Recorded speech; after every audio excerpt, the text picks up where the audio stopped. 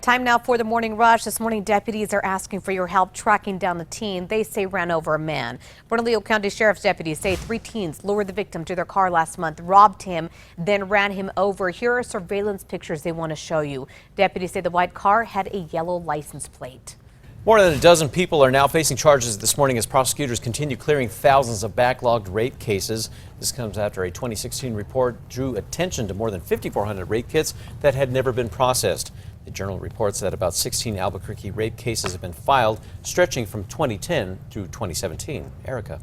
And for today, that low pressure center moving through New Mexico. That will bring us a couple of spotty showers in our higher elevations. But by tomorrow, this is going to be off to the east. We're left with some nice dry weather, aside from a couple of showers and storms on our southeast side.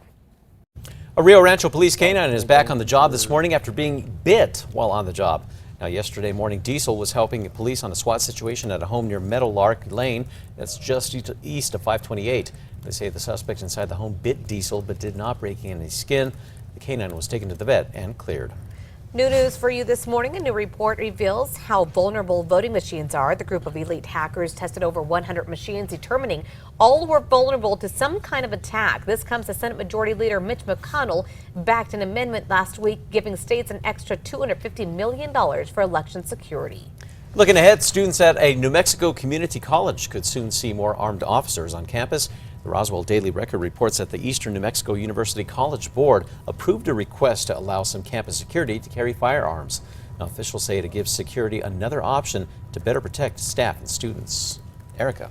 And here's a look at our Metro Threat Index, looking very low for us in the metro area today, mainly because all of those showers and storms look to be in the higher elevations off to the north and to the west. We will have some nice mild temperatures, so not too hot either. David? Starting Monday, you may want to avoid the intersection in the North Valley. This is taking place as crews start a new roundabout at 12th Manal. Now, the intersection will be blocked while the Water Authority moves lines under the streets. Construction on the road will not start until next month, with work expected to be completed sometime in January. Happening tomorrow, UNM Hospital will once again be offering free flu shots. The free campaign kicks off tomorrow at the UNM Family Health Clinic, with several others planned through November. The vaccines are available for patients 6 months and older. We did post a link for times and locations on our website. The Jemez Pueblo's Flower Hill Institute is now being honored for teaching kids skills that develop science, technology, engineering, and math, or STEM. It's all through Native American historical ways. Now, they teach about the environment using the 4 elements like fire, water, air, quality, and agriculture. Though now the Pueblo's now getting some national attention, receiving a $50,000 education grant.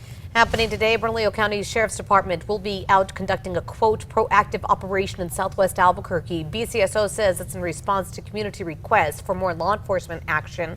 It will also include warrant roundups. Happening tomorrow, New Mexico United is taking on the Phoenix Rising FC at home. Right now, the United sit at 10 wins, 10 ties, and 9 losses on the season, putting them currently ranked 8th in the USL Western Conference standings. The Phoenix Rising is currently in first place with 22 wins and only 3 losses. Kickoff for that game is set for 7:30 p.m. at Istopes Park. Now on to the ice. New Mexico Ice Wolves will host their first game tonight, their home game. The new team will face off against the Odessa Jackalopes for their first game in the North American Hockey League.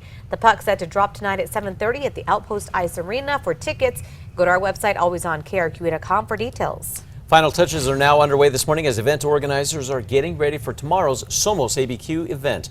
The 3rd annual Downtown Festival will feature a number of artists, food vendors, and musical acts that will celebrate what sets Albuquerque apart. This year, the event's going to be taking place on Civic Plaza. It all kicks off tomorrow at noon.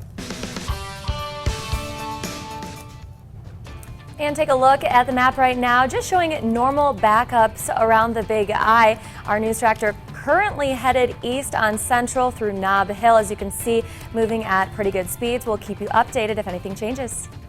A new art exhibit is open at the Balloon Museum. The new exhibit, called Rally From Here to There, features everything from photography to glass blowing from 12 different artists.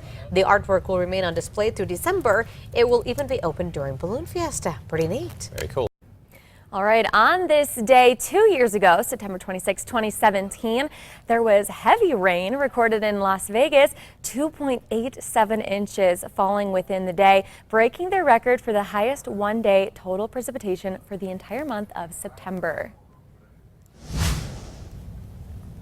And time now for the 5 facts. We start with number 5 here. The run for the Albuquerque teacher who wowed the nation on Jeopardy is over, but not before he made it onto the list of the top 3 earners in Jeopardy history. The final Jeopardy question that ended Jason Zifrineri's run involved world landmarks. The Albuquerque Academy math teacher finished in the number 3 spot for all-time highest cash winnings, walking away with more than $532,000. He'll play in the Tournament of Champs late next year. And number 4, a New Mexico Pueblo is now being honored for teaching kids skills that develop science, technology, engineering, and math, or STEM. It's all through Native American traditions. Most STEM education takes place in the classroom or in the lab, but the Flower Hill Institute on the Jemez Pueblo is now taking education outside, bringing students right to the land for hands-on learning about their environment. At number 3, a look at your weather for today. It looks like we'll have a chance for some spot showers, but we're not working with a lot of moisture today. So mainly those will be in some of the higher elevations. We'll see if they can make it off of the mountainous areas and into some of the lower land. So just be prepared for maybe a couple of those showers, especially north, central, and west parts of New Mexico. At number 2, a Rio Rancho Police Department canine is back at it this morning after being hurt while on the job for the second time.